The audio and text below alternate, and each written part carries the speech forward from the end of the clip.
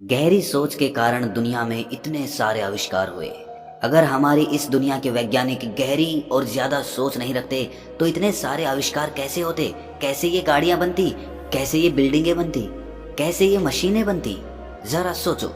और फिर हम कहते हैं कि ज्यादा सोचना बहुत हानिकारक होता है, वो आपको डिप्रेशन में लेके जाता है। क्या सच में ऐसा ही है? क्या आदमी को ज्यादा नहीं सोचना चाहिए? क्योंकि अगर ऐसा है तो इतने बड़े बड़े आविष्कार कभी नहीं हो पाते। लेकिन समझने की बात यह है कि हम किस विषय के बारे में अपनी सोच ज्यादा रखते हैं, किस विषय के बारे में हमारी सोच ज्यादा गहरी होती है। अगर सही दिशा में सोचा जाए तो आपकी सोच ही आगे के लिए आपके रास्ते निर्धारित करेगी। लेकिन अगर आपकी सोच इधर उधर बिखरी हुई है, अलग अलग दिशाओं में है, तो वही सोच आपके लिए आत्मघाती बन जाती है। एक नदी को देखिए, जब वो एक धारा में बहती रहती है, एक दिशा में बहती रहती है, तो वो कितने लोगों का उद्धार करती है। लेकिन अगर वही नदी इधर उधर अलग अलग दिशाओं में बहने लगे तो वही नदी विनाशकारी बन जाती है। सर्दियों में आग तापना किसे अच्छा नहीं लगता, लेकिन आग एक दूरी से ही तापी जाए तो ही वो आनंद देती है। लेकिन कोई आदमी अगर ज्यादा आनंद लेने की चाह में अपना हाथ उस आग में ही डाल दे तो आग तो उसे जला ही देगी। इसी प्रकार हमारी सोच होती है। सोच को सही दिशा और उसका सही मूल्यांकन बहुत जरूरी होता है। आज की जो बोध कहानी मैं आप लोगों को सुनाने वाला हूँ, उसमें आपको सही नजरिए से सोचने का एक रास्ता मिलेगा। उसके बाद आप अपने ज्यादा सोचने की बीमारी से परेशान नहीं होंगे, बल्कि वही चीज आपके लिए ताकत बन जाएगी। इससे पहले कि आप इस कहानी में खो जाएं, इस चैनल को सब्सक्राइब जरूर कर लें। बात उस समय की है जब बहुत ज्यादा संसाधन लोगों के पास नहीं हुआ करते थे। ना ही गाड़ियां हुआ करती थी और ना ही आधुनिक मशीनें हुआ करती थी। जब भी किसी आदमी को नगर में जाना होता था, या तो वो पैदल जाता था या फिर किसी घोड़ा गाड़ी में बैठ कर जाता था, और इस प्रक्रिया में उसे नगर पहुंचने में बहुत दिन लग जाते थे। इसी समय में रामपुरा नाम के गांव में रवि नाम का एक युवक अपने परिवार के साथ रहता था।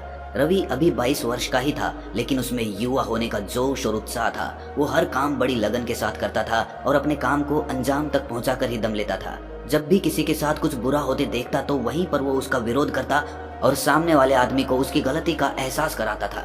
लेकिन रवि की माँ रवि के इस स्वभाव के कारण बहुत परेशान रहती थी। उसे हर वक्त अपने बेटे की चिंता लगी रहती थी, क्योंकि उसकी माँ जानती थी कि रवि बहुत ही आक्रामक प्रवृत्ति का युवक है। और जब रवि किसी काम के सिलसिले में कभी नगर में जाता तो कई कई दिनों तक वापस नहीं लौटता। इस बीच रवि की माँ अपने बेटे के बारे में सोच सोच कर बहुत परेशान रहती थी। उसके मन में हर वक्त अपने बेटे के प्रति कुछ अनहोनी होने का ख्याल चलता रहता था। अपने बेटे की चिंता में रवि की माँ कभी कभी तो खाना पीना तक भूल जाती थी और पूरे दिन अपने बेटे के बारे में ही सोचती रहती। और ये बात गांव में रवि के दुश्मनों को भी पता थी कि उसकी माँ रवि के बारे में बहुत ज्यादा सोचती है। इसी तरह जब एक बार रवि नगर में किसी काम से गया हुआ था तो किसी ने गांव में अफवाह उड़ा दी कि रवि की घोड़ा गाड़ी पलट गई है, जिससे रवि की मृत्यु हो गई है। ये बात पूरे गांव में आग की तरह फैल जाती है और फैलते फैलते ये बात रवि की माँ के कानों में पहुंचती है। रवि की माँ जब ये सुनती है तो उसके पैरों तले जमीन खिसक जाती है। उसका इकलौता पुत्र अब इस दुनिया में नहीं रहा, ये ख्याल उसकी माँ के मन को तोड़ देता है और अचानक से उसकी हृदय गति रुक जाती है। उसकी हृदय गति रुकने के कारण वो वहीं पर बेहोश होकर गिर जाती है। लेकिन किस्मत से उस वक्त उसके आसपास गांव की कुछ महिलाएं मौजूद थी। वो तुरंत ही रवि की माँ को गांव के वैद्य के पास लेकर गई, जिससे कि रवि की माँ की जान तो बच गई, लेकिन उसका दिल अभी भी बैठा हुआ था। उनके पास कोई ऐसा रास्ता नहीं था जिससे वो अपने बेटे की खैर खबर ले सके, क्योंकि उस वक्त ना तो फोन होते थे और ना ही संदेश का कोई माध्यम होता था। इसी वजह से दिन ब दिन रवि की माँ की हालत और भी ज्यादा बिगड़ती जा रही थी। कुछ दिनों बाद रवि अपना काम खत्म करके नगर से अपने गांव वापस लौटता है। वापस लौटकर जब उसे पूरी कहानी पता चलती है तो रवि गुस्से में भर जाता है। सबसे पहले तो वो अपनी माँ के पास जाता है और अपनी माँ को अपनी खैर खबर देता है।